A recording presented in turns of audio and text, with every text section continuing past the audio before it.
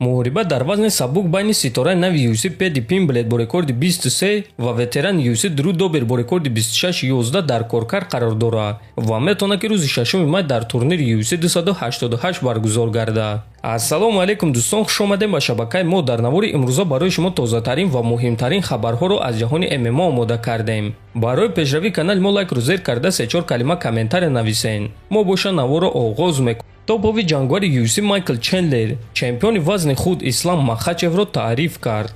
ислам чемпиони мост. ман шодам ки ғалабаҳои ӯро мебинам. фикр мекунам ки ӯ боз чанд ғалабаи дигар ба даст меорад. як вақт мо ҳамамон ӯро ҷиддӣ қабул намекардем, чунки рӯйхати ғалабаҳои ӯ сус буд. ӯ сазовори муҳорибаи унвонӣ набуд, аммо ӯ баромад ва Дэн Хукерро шикаст дод ва баъд Чарлз Оливераро шикаст дод ва ҳамин гуна Махачев нишон дод ки ӯ чемпиони мост ва мо бояд ки ин чизро қабул кунем.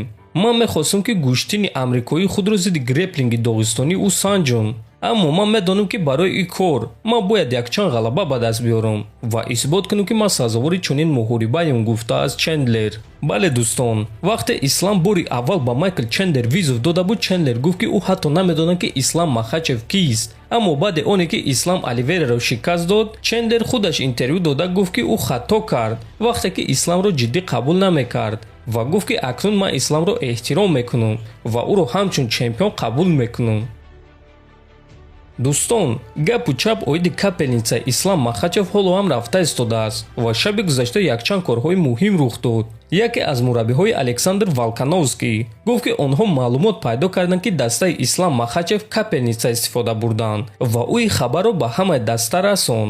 аммо ба ҳама огоҳӣ карда гуфт ки тамоман далел надоранд. барои ҳамин ин суханҳоро дар ягон ҷо гуфтан дар кор нест. аммо Дэн Хукер худро ба даст гирифта натавонист ва дар твиттер ин чизро овоза кард. аммо ман тамоман далел надорам. аз ҳамин сабаб ба монанди Хукер баромада эълон карданӣ нестам. ман медонам ки дар ҳуҷраи онҳо капелница буд ва аз дастаи Ислам ду кас баромад карданд.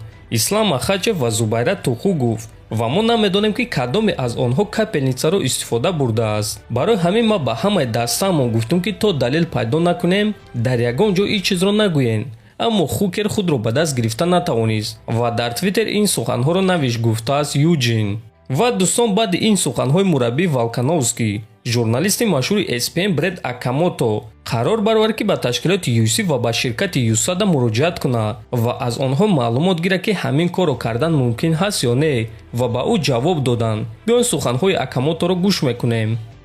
ман барои ҳамаи корро аниқ кардан муроҷиат кардам ва ана ба ман чӣ ҷавоб доданд. агар ки ба ҷангвар дараги дасташ аз 100 мг зиёд монанд, ин вайрон кардани қоидаҳо нест, аммо ба шарте ки ин корро мутахассиси литсензиядор мекунад. ҳатто дар ҳолате ки ҷангвар дар вақти вазнкамкунӣ беқувват мешавад. агар оддӣ карда гӯем капелницаро дар ҳолати бад шудани саломатӣ аз ҳисоби вазнкамкунӣ истифода мебаранд ва ин чиз дар ҳақиқат қонунӣ аст, агар ки ин корро худи врач кунад, навиштааст Акамото. ва дӯстон, бо ин суханҳои Бред Акамото кор ба анҷом нарасид ва худи Ислам Махачев муроҷиат карда гуфт ки шахсоне ки ӯро тӯҳмат карданд бояд ки ҷавоб диҳанд ва ба ҷавобгарӣ кашида шаванд. барои чунин айбдор кардан шумо бояд ки ҷавоб диҳед, навиштааст Махачев. ва дӯстон, агар ки Дэн Хукер ин суханҳои худро исбот карда натавонад, ӯро ҷазои вазин интизор аст. агар ки дастаи Ислам нисбати ӯ шикоят кунанд ва Хукер далел пайдо карда натавонад. дар ҳамин ҷо дӯстон, навори мо ба анҷом мерасад. ҳатман дар канали мо обуна шавем, фикр ақидаҳоятонро нависен. то боздид, хонободу сарбаланд бошен.